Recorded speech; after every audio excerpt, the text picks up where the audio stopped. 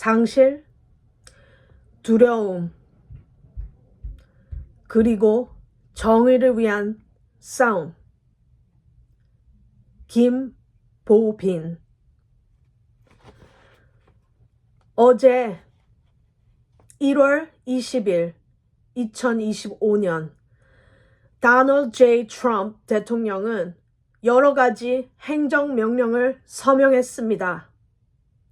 그중 2가지가 특히 제 마음에 깊은 울림을 주었습니다.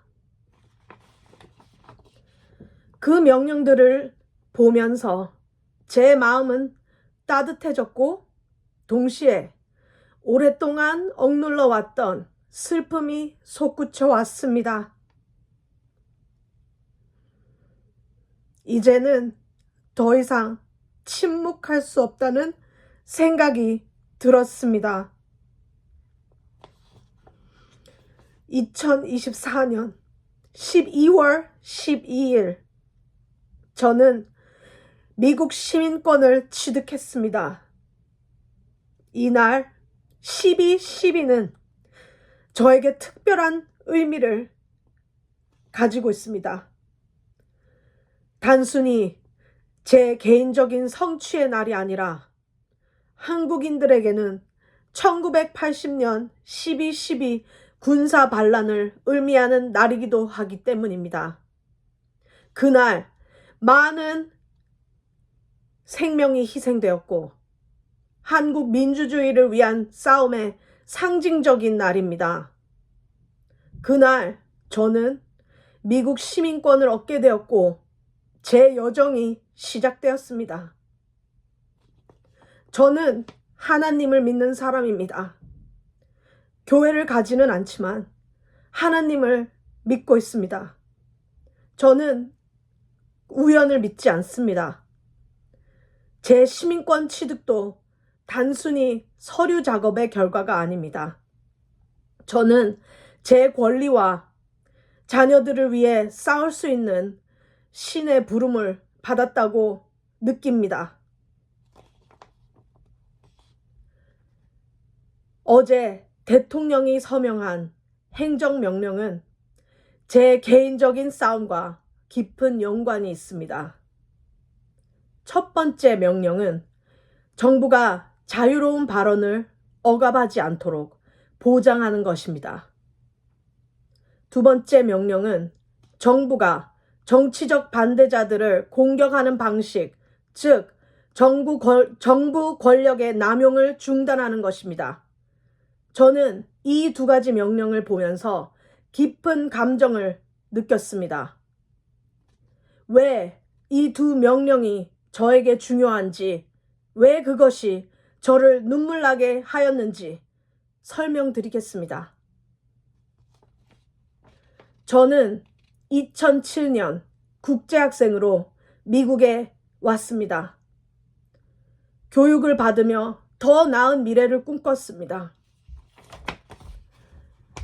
그러나 그곳에서 제가 찾은 것은 고통과 고립, 그리고 두려움이었습니다.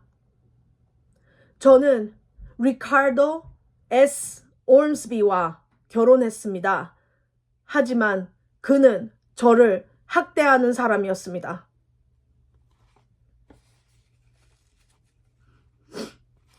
그의 가족, 특히 그의 이모 세플린 헵워스는 저를 끊임없이 괴롭혔습니다.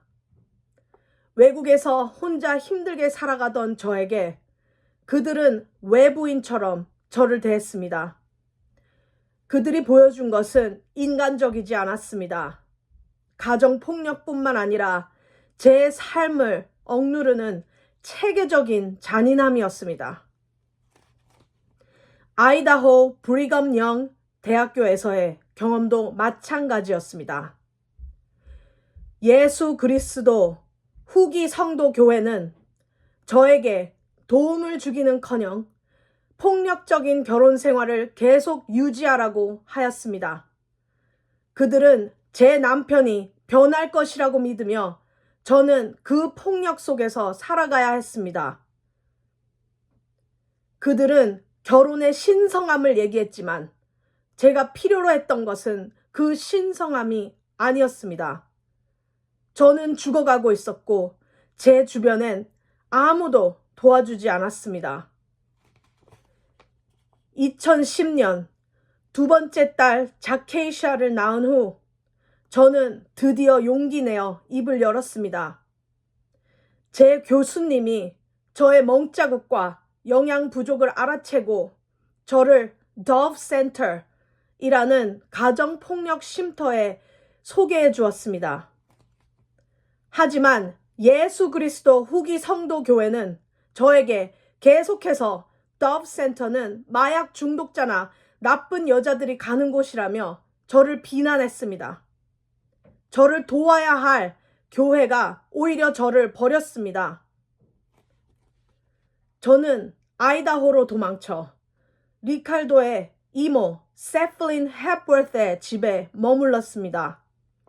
그곳에서 저는 잠시 안전하다고 느꼈지만 그 이모는 제 결정을 계속해서 무시하고 심리적인 가스라이팅을 통해 저를 조종하려 했습니다. 결국 저는 리카르도에게 돌아갔습니다. 21살도 되지 않은 저는 혼란스러워하며 사람들에게 심리적으로 조종된 상태에서 결정을 내리고 있었습니다.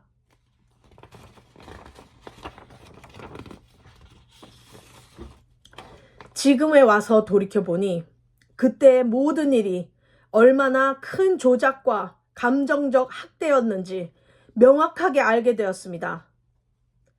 리카르도의 이모 세플린 헵워스는 저를 계속해서 비난했습니다. 그녀는 제가 그녀의 도움에 감사하지 않다며 저를 아버지에게 창피한 존재라고 했습니다.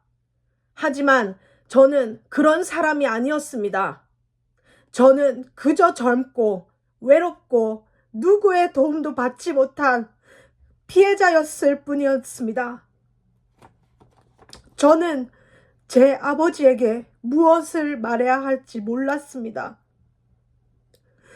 결혼 전에 임신을 했다는 이유로 외국에서 살아가며 저는 모두에게 압박을 받았습니다.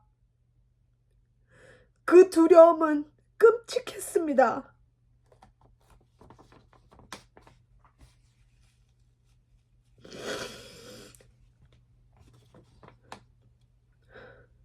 제 이야기는 길고 한 번에 모두 다 쓸 수 없습니다.